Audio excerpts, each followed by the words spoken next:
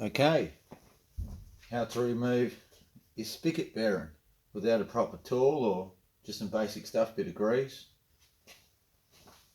Bolt around the same size as the hole, packet full of grease,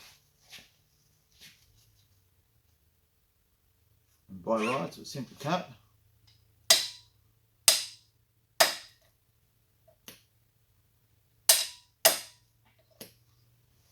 It will push out your bearing.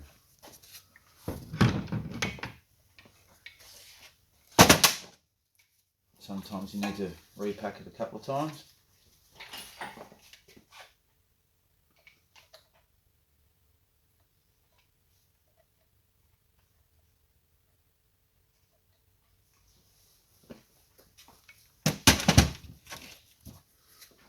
And then just give it another cut bit.